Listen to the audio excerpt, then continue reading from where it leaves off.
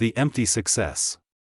Nathan Sterling stood at the floor-to-ceiling windows of his downtown office, watching the city pulse with life 40 stories below. At 36 years old, he had built Sterling Industries into a technology powerhouse worth billions. His name appeared regularly in business magazines. His opinions moved markets. Yet every morning, he woke up feeling like a ghost haunting his own life. His assistant, Robert, knocked twice before entering. "Mr. Sterling, your appointment at Memorial Hospital is in 30 minutes. Shall I have the car brought around?" Nathan nodded without turning. The chronic headaches and exhaustion had finally convinced him to see a specialist. Years of pushing himself to forget, to bury himself in work, had taken their toll.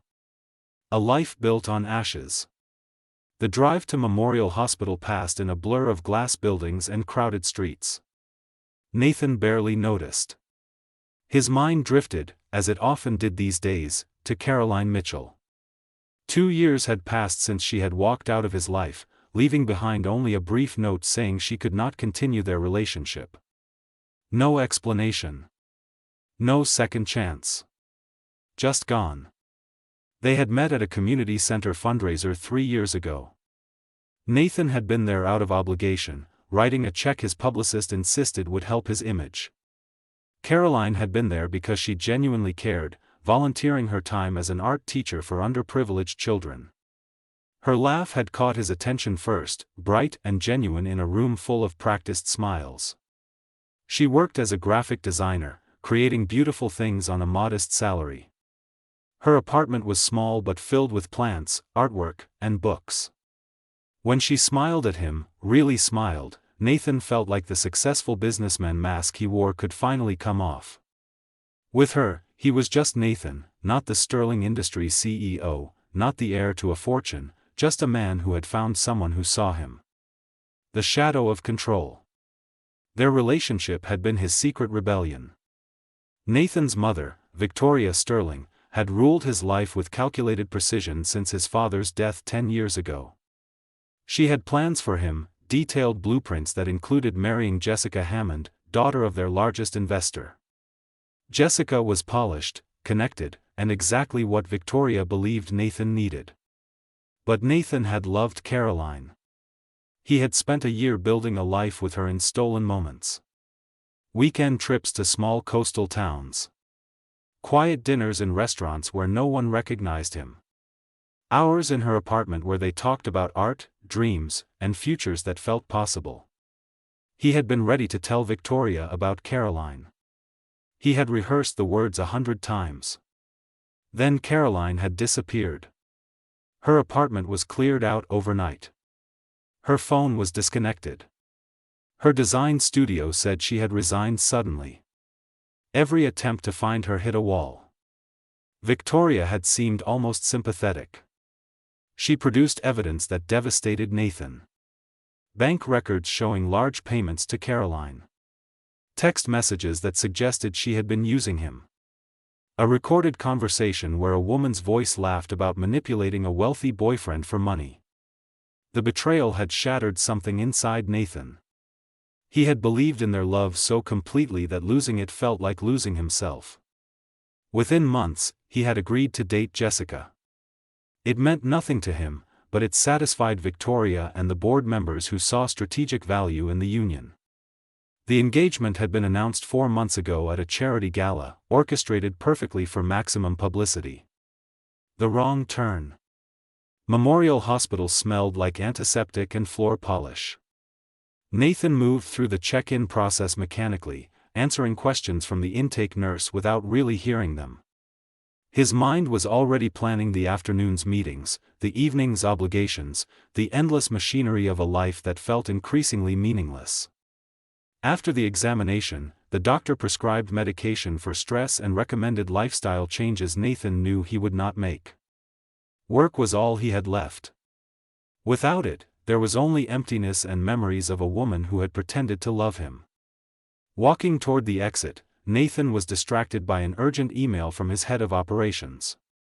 He turned left instead of right, following the corridor without paying attention. The antiseptic smell gave way to something softer. Crayon drawings covered the walls, bright and cheerful. He had wandered into the pediatric wing. Nathan looked up, intending to turn back. That was when he heard the voice. It was singing, soft and gentle, a lullaby he recognized. Caroline used to hum that same melody while cooking dinner in her tiny kitchen. The sound froze him in place, his heart suddenly pounding. The impossible vision. 20 feet away, sitting in a chair by a large window, was Caroline Mitchell. Nathan's breath caught. She looked different. Her dark hair, once long and loose, was now cut shorter and pulled back. She wore jeans and a simple sweater instead of the colorful dresses she used to love. There were shadows under her eyes and a thinness to her face that spoke of hard times. But it was unmistakably her. And in her arms, she held a baby. Nathan could not move. Could not think. The baby appeared to be around 18 months old, with thick dark hair and chubby cheeks. Even from a distance, something about the child's features struck Nathan as familiar. The shape of the nose. The way the baby's hair fell across its forehead. Caroline looked up, perhaps sensing someone watching. Their eyes met across the waiting area. The color drained from her face. Her arms tightened protectively around the baby. Time seemed to stop. 2 years of anger, confusion, and hurt collided with the impossible present moment. Caroline was here. With a baby. A baby that looked to be about 18 months old. Nathan's mind did the math even as his feet carried him forward. 18 months. She had left 2 years ago. Which meant if this child was hers, she would have been pregnant when she disappeared. The baby turned its head, looking at Nathan with curious eyes. Nathan stopped breathing. Those eyes were gray-green, the exact unusual shade that ran in the Sterling family. His father had them. Nathan had them. And now this child, held in Caroline's arms, had them too. Nathan. His name came out as barely a whisper from Caroline's lips. He stood 3 feet away, staring at the baby in her arms, and asked the question that would change everything. Is that my child? The confrontation. Caroline's face went pale as she clutched the baby closer to her chest.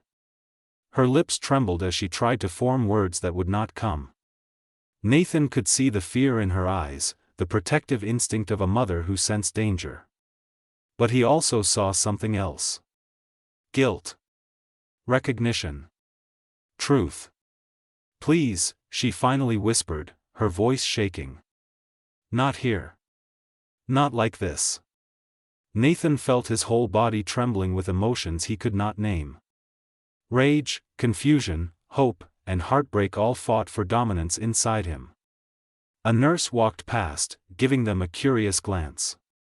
He forced himself to take a breath, to think clearly despite the chaos in his mind.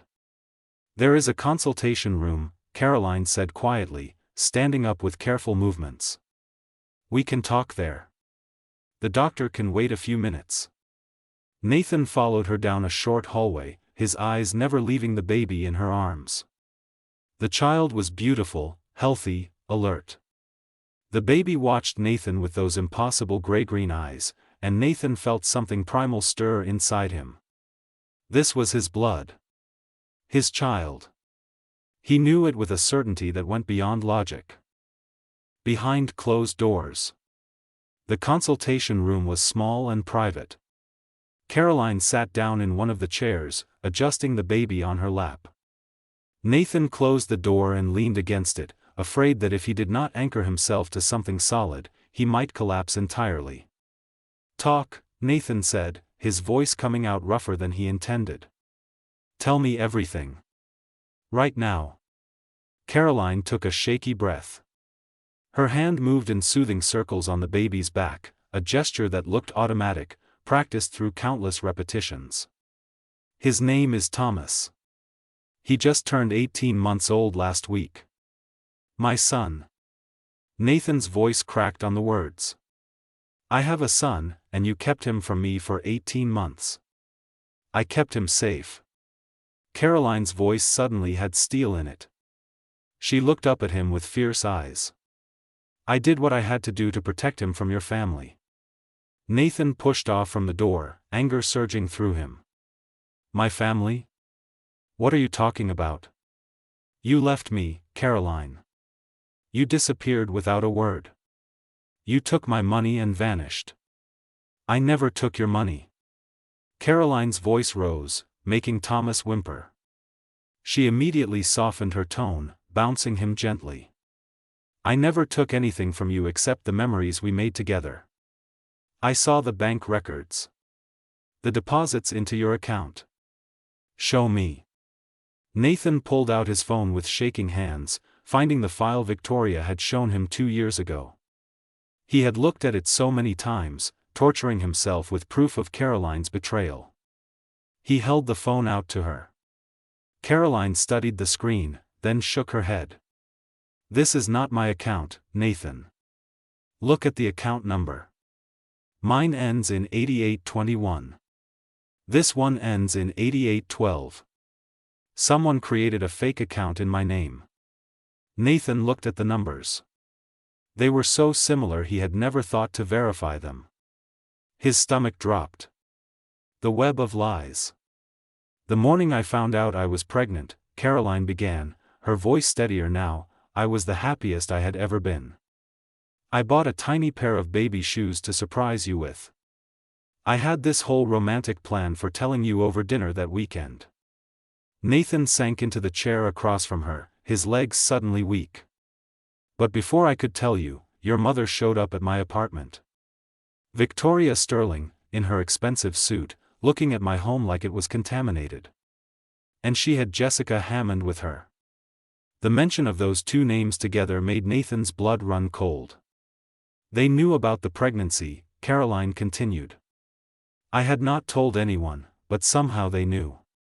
Victoria said I was ruining your life. She called me a nobody trying to trap you with a baby. Jessica was crueler. She laughed and said you had been using me as entertainment while waiting for someone appropriate to marry. I never said that. I never thought that. I know that now. But in that moment, with both of them in my apartment, showing me photographs of you and Jessica at business dinners I did not know about, I started to doubt everything. Thomas reached for Caroline's necklace, a simple silver chain. She gently redirected his hand, giving him her finger to hold instead. Victoria offered me $500,000 to disappear. When I refused and said I would tell you about the baby, she said she would destroy me. She had connections at my design firm. She would make sure I never worked again. And worse, she said she would prove I was an unfit mother and take the baby once it was born. Nathan felt sick. This was exactly the kind of ruthless strategy Victoria employed in business. Why had he never imagined she would use it in his personal life? The calculated destruction. I tried calling you, Caroline said, pulling out her phone. She scrolled through old call logs, showing Nathan dozens of attempts from 2 years ago. Every single time, Jessica answered. She said you had given her your phone because you did not want to deal with my harassment. She threatened to get a restraining order if I kept trying. I never gave her my phone. Never. They must have cloned it or forwarded your calls somehow. I did not know that was possible, but clearly they found a way. Caroline's voice was bitter now. The final proof came when I found an eviction notice on my door. My landlord said I had violated my lease. It was a lie, but he had been paid well to say it. I had 1 week to leave. So you ran. I protected my son. The fierce protectiveness in her voice reminded Nathan why he had fallen in love with her. I had some savings from freelance work. I moved to a small town called Riverside, 3 hours from here. I found work at a local print shop and waitressed at night. I had Thomas in a county hospital with no insurance because I was afraid that using my real information would help Victoria find us. Nathan looked at Thomas, really looked at his son for the first time. The baby was wearing clothes that were clean but clearly second-hand. Caroline's shoes were worn. There were patches on her jeans. She had been struggling, working multiple jobs, raising their child alone while he had believed she had betrayed him. The evidence crumbles. The recording, Nathan said quietly. There was a recording of you laughing about manipulating a rich boyfriend. Play it. Nathan found the audio file and played it. A woman's voice, somewhat like Caroline's, laughed about how easy it was to get money from wealthy men who were lonely. Caroline listened, then shook her head firmly. That is not me. My voice is higher, and I do not have that accent. Listen to the way she says certain words. That is someone imitating me, or they edited together different audio clips. Nathan listened again. Caroline was right. The voice was similar but not exact. He had been so hurt, so ready to believe the worst, that he had not questioned carefully enough. Every piece of evidence they showed me, Nathan said slowly, the full horror of it sinking in, was fake. They manufactured all of it. They were very thorough. And they had resources I could never fight against. Thomas started fussing, rubbing his eyes. Caroline shifted him in her arms, and Nathan saw how naturally she moved, how completely she had adapted to motherhood. She had done this alone. Every sleepless night. Every milestone. Every moment of joy and worry. Why did you come back? Nathan asked. Why risk them finding you? Thomas has a heart murmur. Caroline's voice tightened with worry. The doctors in Riverside said it would probably resolve on its own, but I wanted the best care for him. I saved for 6 months to afford this appointment with a specialist here.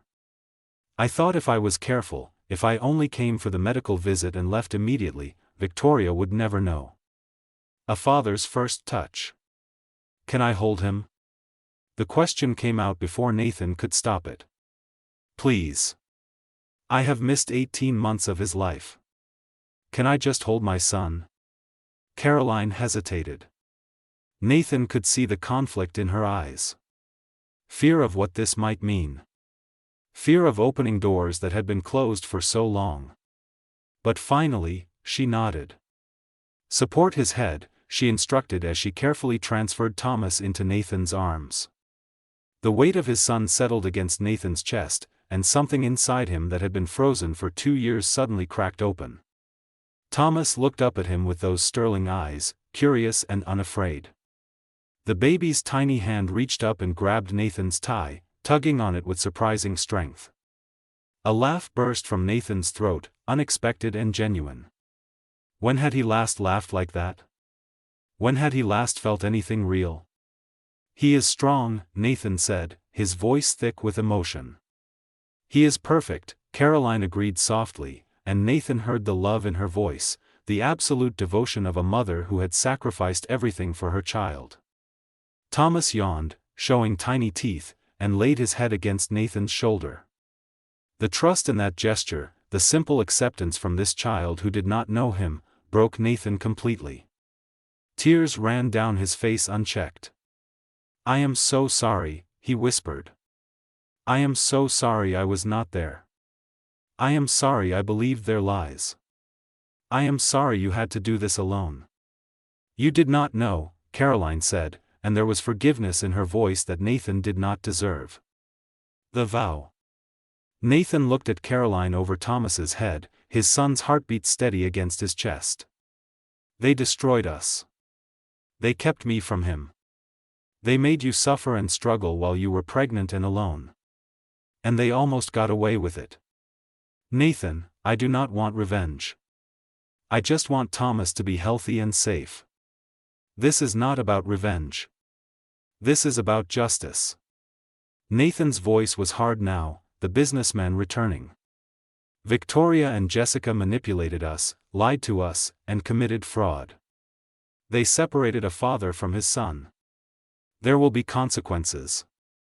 Caroline looked worried. Your mother is powerful. She has connections. So do I. And unlike 2 years ago, I now know what she is capable of. Nathan gently kissed Thomas's head, breathing in the sweet baby scent. I am going to fix this. All of it. I am going to make sure they can never hurt you or Thomas again. What about Jessica? I saw the engagement announcement. There is no engagement. Not anymore. There never really was. Nathan met Caroline's eyes. I was going through the motions of a life I did not want because I thought you had betrayed me. But you did not. You were protecting our son. Everything changes now. A soft knock interrupted them. A nurse peeked in. Ms. Mitchell? Dr. Phillips is ready for Thomas now. Caroline stood, taking Thomas back from Nathan. The loss of his son's weight in his arms felt like losing a part of himself.